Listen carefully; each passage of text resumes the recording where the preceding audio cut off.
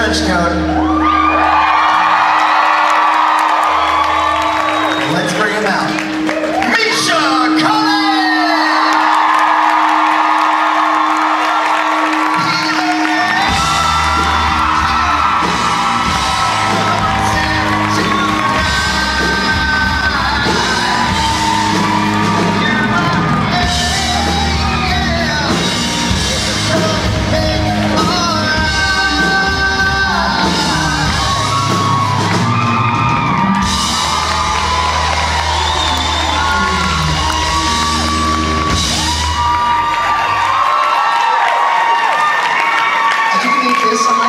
What?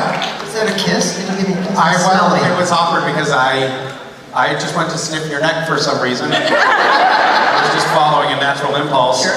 And then as I got close, you opened up like, oh, he's gonna kiss me. And then I felt like, oh, this is awkward. He wants me to kiss his neck. That's not appropriate in front of all of these people. That's the first part of that story where you're wrong. I just was embarrassed actually. Sweet, sensual. I was worried because I smell like Pringles. How do you get that Pringles smell? I was just making the duck beak with the Pringles, you know, like you do. Anywho, this isn't about me and my duck Pringles. It's about you, Misha. I was flying here next to somebody who was eating barbecue potato chips. And it was just there was a lot of, she dragged it out for what seemed like the whole flight. And the wafting smell of those chips was like, at first it was like, oh yeah, that looks yummy. And then I was like, okay, can we finish the chips? How is this still happening? It's still a barbecue. All right, Funny how the little things that you get annoyed by with your seatmates on a plane. Man. And it's kind of arbitrary. You can sit next to somebody and have no bad feelings about them at all, and then it could be like, you gotta wipe those crumbs off your shirt? Totally. Oh wow, You want me to do it? Yeah, you're gonna tilt your seat back even more. Listen, pal, it doesn't go back anymore. You get so mad about those little things. Yeah. It's so true. Yeah. Anywho, I'm gonna go. So this is your panel. Okay, bye. Okay, bye.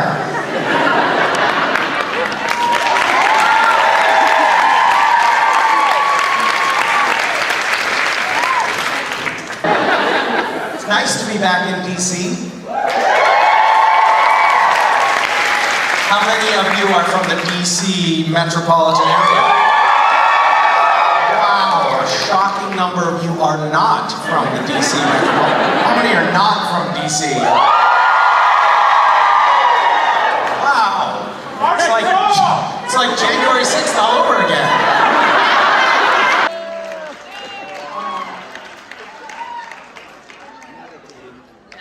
These people are nicer.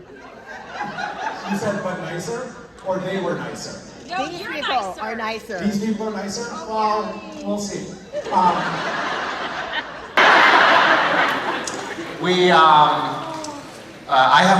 spent a lot of time in my life in DC, and it's like bringing back a lot of memories. I was just sitting in the green room reflecting on like, oh right, and then there was that happened, and then there was that happened. I came here for the first lengthy stay when I was interning at the White House, and I was so excited for that job, but I was a terrible intern.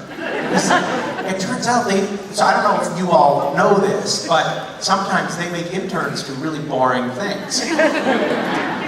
And so I was constantly trying to figure out a way to make my job interesting, and my job included, I was reviewing applicants I was in the Office of Presidential Personnel, and the Office of Presidential Personnel is responsible for making about 3,200 presidential appointments. So there are a lot of jobs out there in the federal government that are presidential appointments. Some of them are like Secretary of Agriculture, big deal jobs like that, which we would get floods of applications in for, and I would open the mail. And there are a lot of people who think that you get the job of Secretary of Agriculture by sending in a headshot and resume. So I found this hilarious, and I brought home a fairly large collection of applications. Some of them were like soft, like there was this woman who was like a former Miss America who sent in like 10 glossy 8x10 soft focus, half nude photos of herself. She wanted to be ambassador to Sweden, I think, and I was like, do you really think this would work on President Clinton?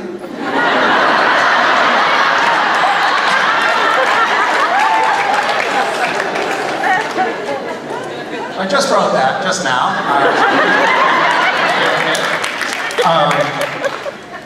I have one more. I'm going to tell one more DC-related story because it's relevant. So I was 16, and I actually rode my bike from Boston down to DC. It was this long bike ride. I got down here, and I was expecting to stay with my girlfriend, my high school girlfriend, who later became my wife. And I arrived to find out that her mother was not happy with that arrangement. Her mother was still mad because we were going to boarding school, or I was a day student. She was my girlfriend was a boarding student up in Massachusetts, and Vicky had gotten permission to come have a sleepover at her friend Misha's house, which her mother assumed was a girl. Which we knew. Anyway, her mom was not happy about this. So when I came to visit, I was staying in the neighbor Marilyn's basement, not at Vicky's house. And her mother, while I was visiting, told her something that's, I think, a very sage piece of advice, which was, if the farmer can get the milk for free, he's not going to buy the cow.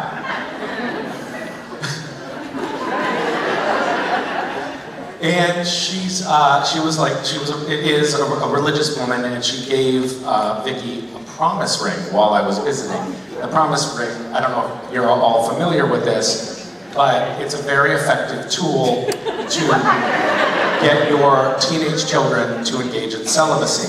You're promising that you're not going to give it away for free until the farmer buys the cow. Which is a euphemistic way of saying, you're not going to have sex until you get married. Right. And then later, Vicky and I were in college together. Some time had passed. She'd been now wearing this promise ring for a few years. And we were moving in. I built her a bed. Like, it was a very, loving gesture. And it was a very beautiful bed, but we had to dismantle it in order to bring it into the apartment that we were moving into together. This was going to be us moving in together. We were not married at this point, and the farmer was getting the milk for free. And as we were negotiating this headboard across the threshold, the door to the apartment, the headboard wedged her ring against the door jamb and broke the ring. Isn't that amazingly symbolic? Anyway, I don't know why I had to tell you that story, but I did. Hi. I was going to ask you if you had any funny pieces first, and then we'll do the next character. Wait, any funny stories about what? DC, but you kind of already answered that. So. Let's see. Funny stories about DC. Well, I was very poor when I was here. I was starting a software company. That was my out of college idea. So, gosh, what story should I tell? There are certainly stories I should not tell. I also. What's that?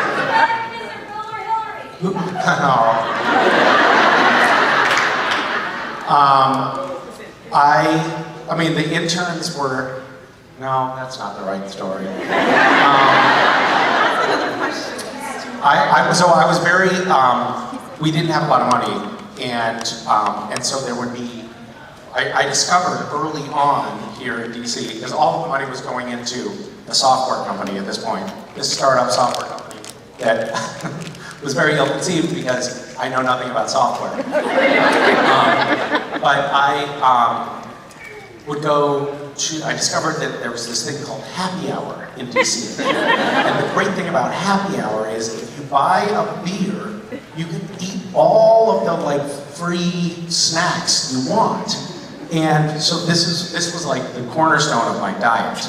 I would basically wake up, have a piece of toast, and wait until happy hour when I would survive on beer and like cold pizza. So it was kind of great. But I remember people were always like, there's a cultural difference between the East Coast and the West Coast. So on the West Coast, you can meet people and you can get to know them, and they're, you can joke with them, you can go camping with them, and then you can, spend 2 years with them as your close friend and realize, I don't know if they ever went to college or what they do for a living. On the East Coast, if you go to happy hour and someone sits down next to you at the bar, the first question they ask is, what do you do? And the second question is, where did you go to college? And so I found that kind of like irksome. Like, that's not who I am at my core, what I do, and where I went to college. So I developed this antisocial habit of when people ask me that question, I would say, what do you do? And I'd say, nothing. Kind of defiantly. And it would be this really awkward record scratch on the conversations. And then I would also, they'd say, where'd you go to college? And I'd say, none of your business. And then I decided to quit the software company. And then people would say, what do you do? And then I'd say nothing, but it no longer had that forceful, defiant quality. It was just like, I actually don't do anything. And I don't know what to do with myself. And that's what really, that was the turning point where I decided to become an actor. It was out of desperation in these awkward conversations in DC. Do you have another question? Because you didn't get to ask your question. Yeah, I was just going to say, someone who dates in DC, that's definitely the conversation, except now they can do security clearance. Oh, what is your security clearance? I know. I think it's impressive. You have one? No. Loser.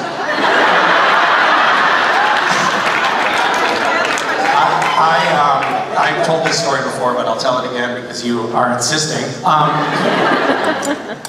When I was interning at the White House, every day when I left for lunch, you go in, you go through like security stuff, they pat you down, the X-ray machine, and then back in 19s, back in the 19s, they would put a little lanyard on a chain around your neck. It was your security badge that showed that you belonged in the White House and checked you in.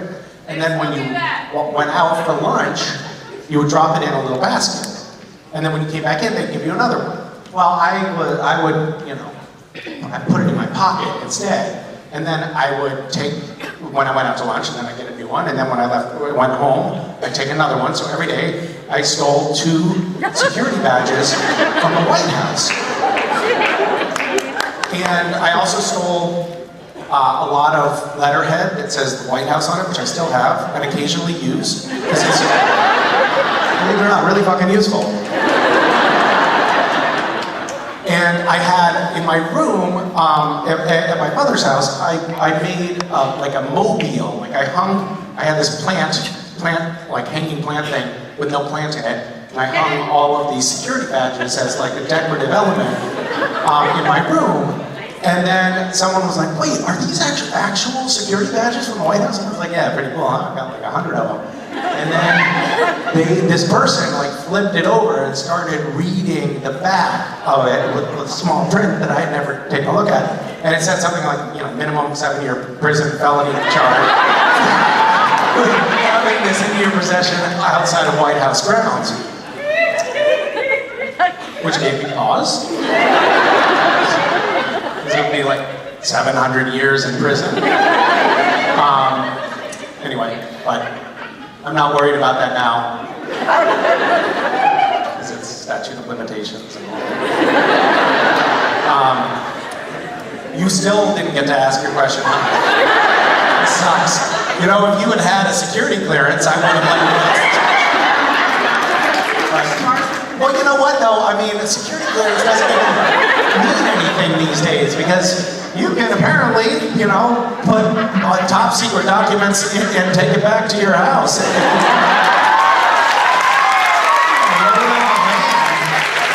With nuclear codes, if you want. Nobody does anything. I mean, it's amazing to think, like, the FBI or the National Archives or whoever has been after these documents has been after the presumably they were taken 2 years ago, almost, right? So during that time, it's like, hey, I think you accidentally took a few van loads of top secret documents back to your hotel, your golf course. Could you shoot those back to us? No? Okay, we'll just wait. What's the worst that could happen with top secret documents floating around for a year and a half with no one watching them? Anyway, seems like there should have been a little bit more urgency on that one, in my point of view. Anyway, you were saying? Do you work for the government? Do you even work for the government? Or are you just an imposter? Wait. No, but my brother and his girlfriend work for the FBI. Your brother and his girlfriend work for the FBI? Okay, now you're talking. Did they do any raids? I was talking to her last night at dinner. She said they found out on texting people, like, be like, oh my god, you know what the raids are? Like, that's not my department. Like, Should they be texting about that sort of thing? That's maybe a violation of... I think iMessages are encrypted, so that's okay, but probably not WhatsApp. Well, you probably shouldn't be revealing those secrets. I'm sorry to beat a dead horse here with my stories, but when I was applying for the job of White House intern, I amazingly, through some clerical error, got the internship, but then I had to fill out the FBI security clearance documents. It was 22 pages of detailed FBI security clearance forms that I had to fill out, and it got to the question of, this probably isn't going to make sense to most of the audience because they're too young, but it got to a question like, have you ever tried any illegal drugs, taken any illegal drugs? And I took a puff of a joint. I used the exact right language, but I didn't inhale. It was I wrote whatever Bill Clinton had said publicly about his smoking pot. And I was like, ha ha ha, you are very clever, young man. And I remember, filling out, so I filled out the paperwork, and then I put it into one of those blue mailboxes. And as I remember so clearly, as the door was shutting and the envelope was sliding in, I was like, no. I realized, it's not FBI security clearance form. You don't make jokes about doing drugs. And it went in, and I didn't get it back. And I was like, shit, why did I do that? And then, time went by. Anyway, long story short, they let me go. They allowed me to steal 100 badges. And then, about a year later, there were all these news articles about how they were backlogged with the FBI security clearance things. And there was 2 years backlog, and all these people had been allowed to come into the federal government and had not had their FBI security stuff vetted at all, which is awesome. So at some point, it came across someone's desk, and they were like, well, this guy can't. Oh shit, that was 2 years ago. He's already gone.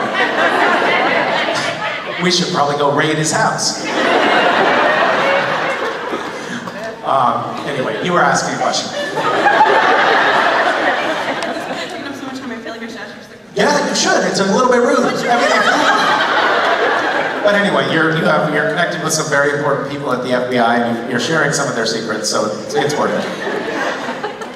What's your favorite color?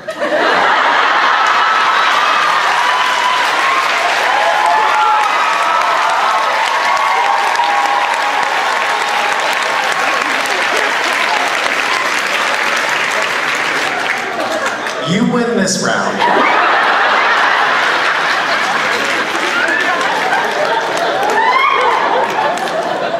Touche. Not even gonna try to do a funny quip. That was really, you won that one. Hi. Answer the question! What is it?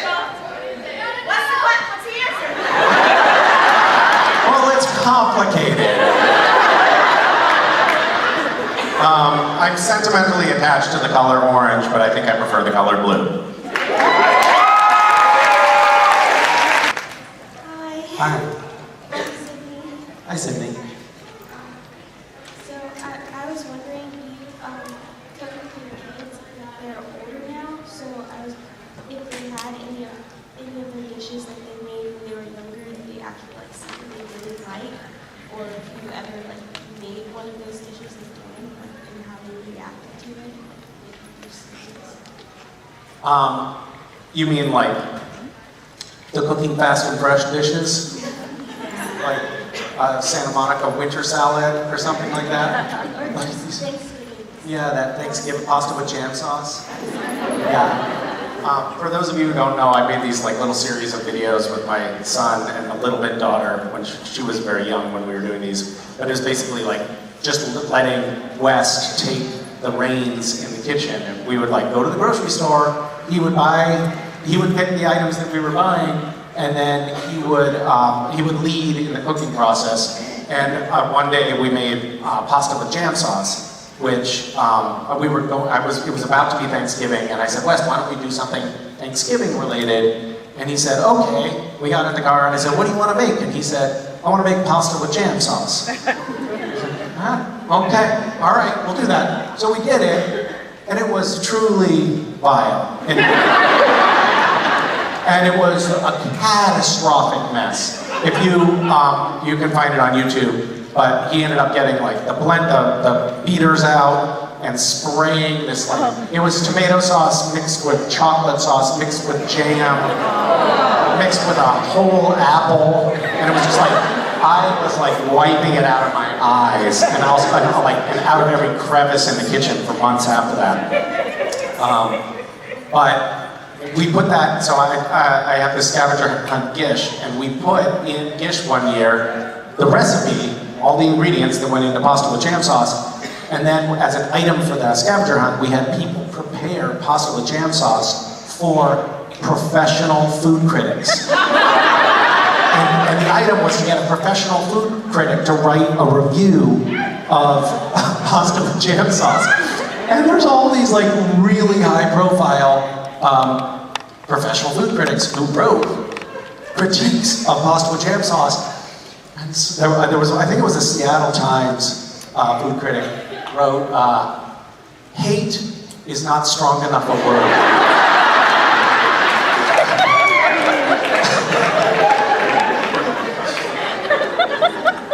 But it's funny that you mentioned that, because the other day I was when the kids used to make concoctions all the time, that's what they called it. I'm like, Dad, I'm making a concoction. And their mom was much more lenient about this than I was, because I found it very bothersome just how wasteful it was. Because it was always like, all of the spices, once again, have been mixed with milk and orange juice for something that no one will eat. It costs $100 in spices. So I opened the cupboard and I saw all my spices, and I was like, oh, they're all there. They're not making concoctions anymore. But it is sweet to be in a different phase where they're actually like trying to make things that are tasty. And you know, we made macaroons the other day, which was like, you know, a delicate process of making a meringue and cooking it at the right temperature and the right consistency. And it's nice to be in a different phase, partly from a cleanup standpoint. Yeah. Thanks.